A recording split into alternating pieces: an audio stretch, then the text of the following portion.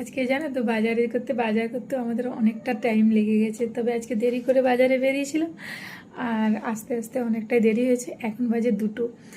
এখন আমি রান্না করব, ভাবছো 2টোর সময় রান্না চড়াবো? হ্যাঁ, অনেকের খাওয়া দাওয়া হয়ে এখন ঘুমোচ্ছে 2টোতে।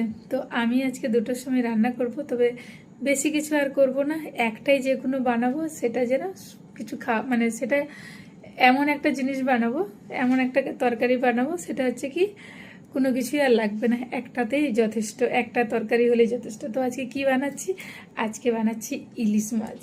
ইয়েস, ইলিশ মাছটা আমি বানাচ্ছি। দেখ, এই যে আজকে বাজার যেহেতু গেছিলাম, টাটকা টাটকা ইলিশ মাছটাই ভাবলাম আজকে টাটকা টাটকা ইলিশ মাছটাই আমরা বানিয়ে খেয়ে নিই।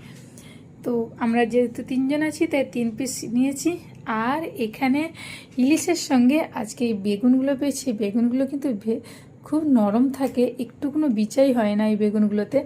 আর আমি বাজারে গেলে এই বেগুনটাই আমি নিই, কারণ টেস্টও খুব সুন্দর। তো আজকে আমি এই বেগুন দিয়ে আর এই ইলিশ মাছের ঝোল করব। তো চলো আমি আজকে এগুলো কেটে টেটে রেডি করি, তারপরে তোমাদেরকে দেখাচ্ছি। এই ইলিশ মাছটাতে আমি এখন নুন, হলুদ এগুলো একটু মাখিয়ে নিচ্ছি। আর এখানে হলুদ, এই নুন হলুদগুলো একটু ভালো করে মাখিয়ে নিচ্ছি।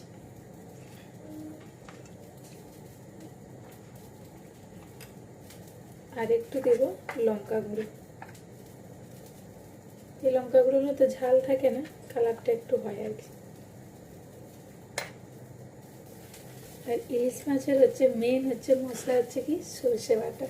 এই যে আমি মিক্সিতে বেটে নিয়েছি, সর্ষের সঙ্গে আমি গোটা 2টো শুকনো লঙ্কা দিয়েছিলাম আর একটু হালকা টমেটো দিয়েছি, একটু করে বাদ দিয়ে পিষে নিয়েছি। আর ইলিশ মাছে তো সর্ষে বাটা না দিলে সেটা আর জমেই না, সর্ষে বাটাটাই মেন। তো চলো আমি সর্ষে বাটাটা দিয়ে দিচ্ছি। আর সর্ষে বাটা দিয়েছি, এবারে দেবো সরষা তেল। তবে ইলিশ মাছের সরষা তেলটা দিলে কিন্তু ভালো, অন্য তেল দিলে কিন্তু অতটা টেস্ট হবে না। তবে আমি যা তেল দেবো এইটার মধ্যেই আমি সরষা তেলটা দিয়ে দেবো। সরষা তেল আমি দিয়েছি, এই যে যতটা দেবো আমি একবারেই দিয়ে দিয়েছি। একটু তেল দিলে ভালো লাগে, সরষা তেলে একটু তেল থাকলেও বেশ ভালো লাগে। চলো এটাকে মাখিয়ে নিয়েছি। আর এর উপরে আমি গোটা কাঁচা লঙ্কা হালকা হালকা করে চিড়ে নিয়েছি, এটা দিয়ে বাস। এটা আমার মাখা হয়ে গেছে। আর এইখানে ভাত হচ্ছে, আর এই যে জল গরম হচ্ছে। এই জল গরমে যে ফুটছে জলটা, এখন আমি মাছগুলো দেবো। আর আমি বেগুনটাকে একটু হালকা ভেজে নিয়েছি, বাট আমি কম বেগুন দিলে হয়তো ভাজতাম না, বাট আমি একটু 2টো বেগুন দিয়েছি তাই একটু অল্প করে ভেজে নিয়েছি, তাহলে কি হালি গন্ধটা আর করবে না। চলো আমি এই ভাজা মাছগুলো তুলে, এখন আমি মাছটা তুলে দেবো। এই যে আমি যখন জলটা ফুটেছিল তখন আমি তুলেছি। এখন এটা আমি ঢাকা দিয়ে দেবো, আপাতত অল্প সিদ্ধ হয়ে যাবে, এটা ঢাকা দিয়ে তারপরে লাস্টে আমি বেগুনগুলো দেবো। এই যে ঢাকা খুলে নিয়েছি, এরপরে আমি বেগুনগুলো দেবো। এই বেগুনগুলো একটু ভেজে রেখেছিলাম, এখানে আমি একটু বেগুনগুলো দিয়ে দেবো। এটাকে একটু হালকা ঢাকা দিয়ে আমি ভেজে নেব, ঢাকা দিয়ে আমি সিদ্ধ করে নেব। এই যে আমার রান্না কমপ্লিট।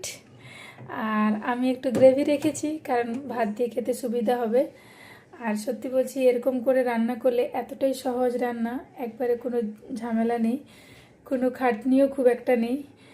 আর এরকম রান্না করলে কিন্তু রান্নার টেস্টটাও দারুণ। আর ইলিশ মাছটা অনেকে ভেজেও করে, ওটাও ভালো লাগে, বাট আমি এরকম করেই খাই, আমরা এরকম করেই রান্না করি। আর সত্যি বলছি দারুণ লাগে, একবার অন্তত এরকম রান্না করে দেখবে, খেয়ে তারপরে আমাকে কমেন্টে জানাবে কেমন হয়েছে।